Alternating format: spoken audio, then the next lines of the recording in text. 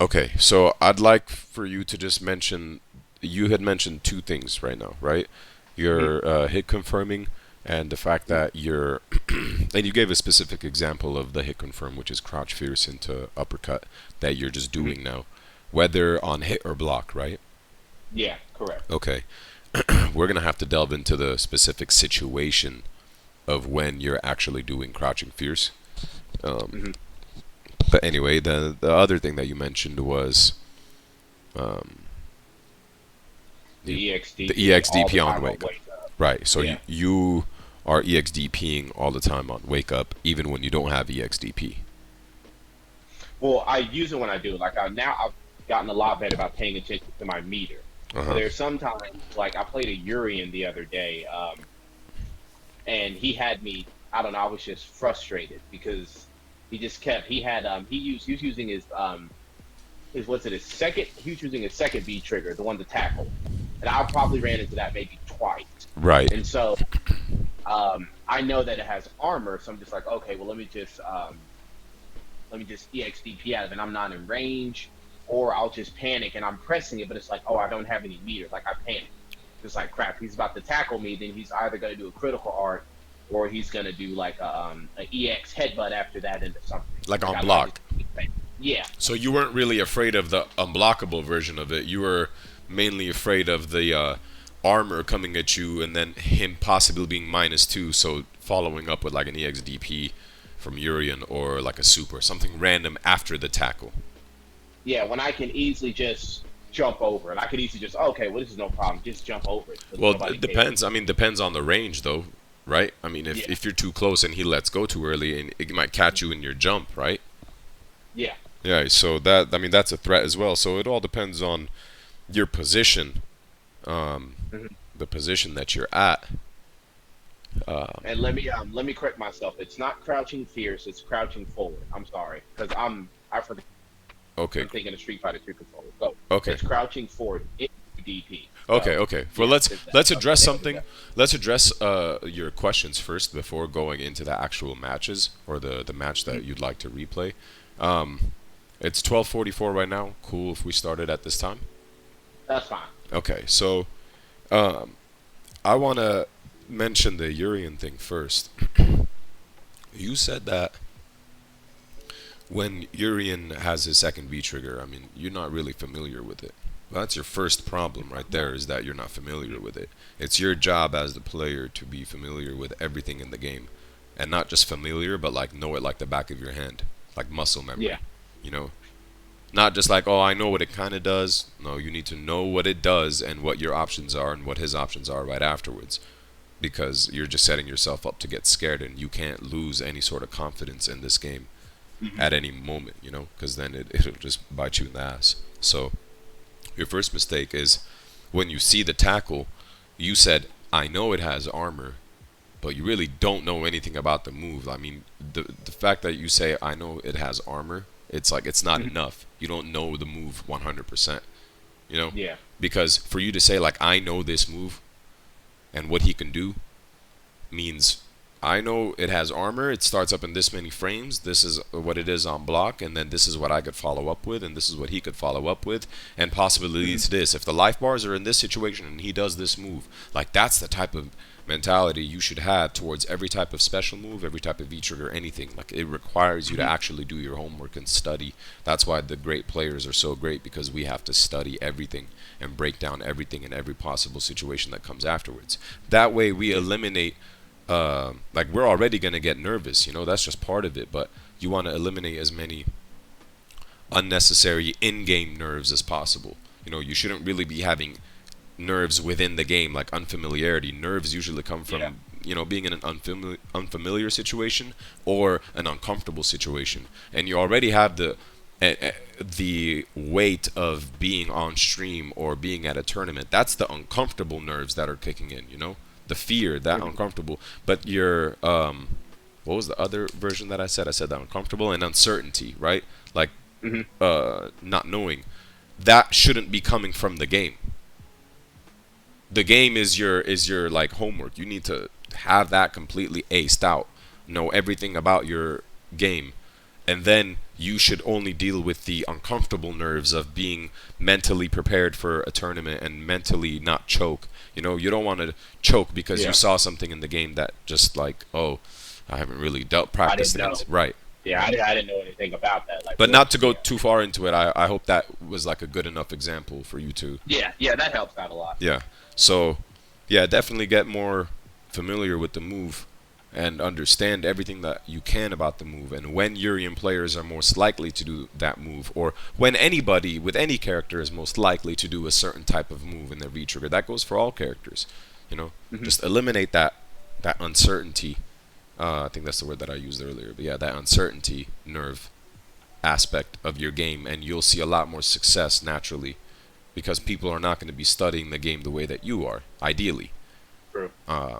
So that's that with the Urian thing, and that just requires you to do your homework. And then the EXDP situation, could you go into detail one more time about that? Yeah, so that's my panic mode. I don't know why. Hmm. Every time, it's not even when I get in the corner. It's I'm down, I get up. It's like, okay, this guy's he's either gonna try and throw me, or like I said, if I don't know the character's moveset, I'm unfamiliar with what they have on Wake Up, like things, well, what they can do to me on Wake Up. It's just like, okay, well, if I don't know anything, again, this is me from being ignorant, not knowing what each character does, as you were telling me earlier. I was like, okay, well, since you don't know anything, and since Ed has an invincible, move, just throw out the EXDP. I mean, the worst thing that could happen is they could get blocked and then you get punished, which is probably the dumbest thing I could ever think of. But that's what Right. I keep forcing to tell myself. Like, you don't know what they're going to do on Wake Up. You have no clue. You're unfamiliar. This is horrible. So the best thing you can do right now is if they press a button, just EXDP, and it's like, wow, Well, you a mean 50-50, I guess. right, right. Well, I think you meant like when you're saying you don't know what they're gonna do on wake up. You mean how they're gonna pressure you when you're waking up. Yeah, that's what I meant Right. for myself. Yeah, Right. So you're referring to yourself in that. My bad. yeah, I definitely understand where you're coming from. As a person who's been mashing DP for over 10 years, I definitely understand where you're coming from, and like having an EXDP is such a good thing, such a good tool to have in this fighting game. But it's also such a dangerous, dangerous, dangerous tool to have because mhm, yes, you do have the tool, but now you have to think about if I guess incorrectly, I'm dying. yeah, And maybe not just dying like in season 1, but dying the next hit is going to stun me or the next situation is going to stun me or the next sequence is going to, I just have to guess wrong one more time and then I'm in the 50-50 of am I going to get thrown or something into stun. Like doing a wake up EXDP is definitely better now than it was back in season 1, but it's still a hard decision to make. So hmm, um, so you don't want to rely on that. Okay, so now you're facing, I have this EX move that could potentially get me out of pressure. You have to weigh the risks and the reward of the risk and the reward of you doing that EXDP. So you have to take into consideration the life bars. You have to take into consideration the amount of like who's in the life lead. When I say life bars, I yeah, mean like are you guys both around 50%? Are you guys at 100%? Or closer to 100%, closer to 50%, or is this like 15%?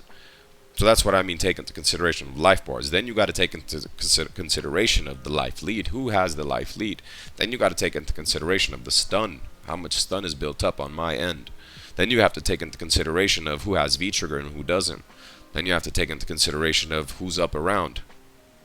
You see, all of those thoughts have to be going through your head and more, obviously dependent on what has transpired within the match that would lead you to think he would want to press a button on your wake up, leading to a successful wake up EXDP. All of those things are into your consideration the moment you get knocked down and you have that point, like 7 seconds of making that thought process and trying to yeah, decide yes EXDP, deal or no deal, right? Yes EXDP or no EXDP.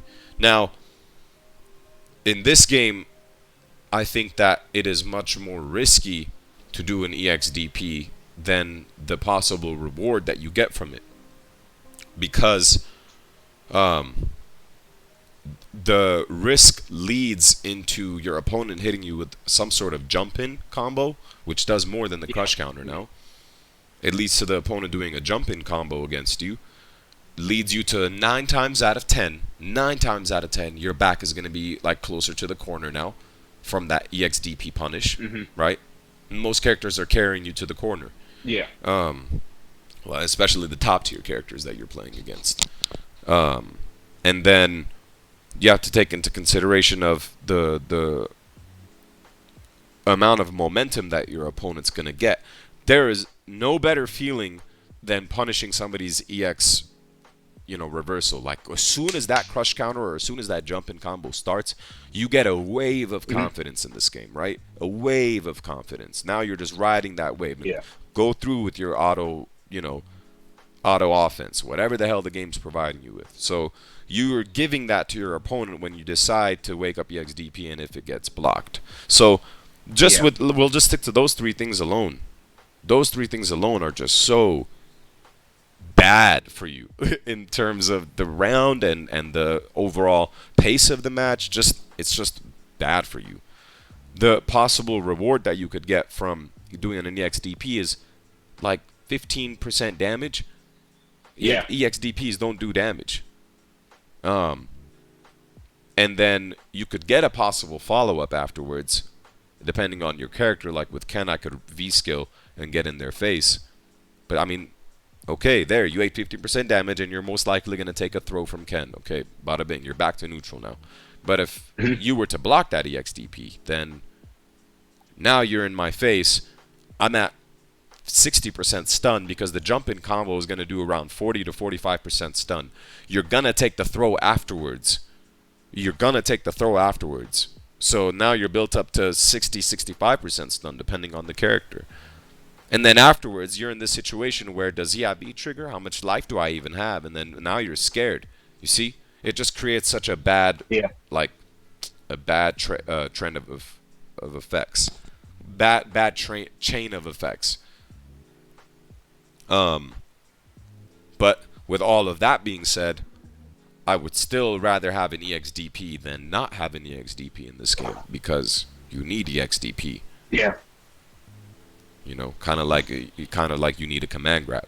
All the top characters usually have a command grab in this game, except Yeah. if you're Rashid. Rashid doesn't. Rashid's a Marvel character. But anyway, so I hope that explained it well enough, and I hope you Yeah. understood the Yeah. examples that I used.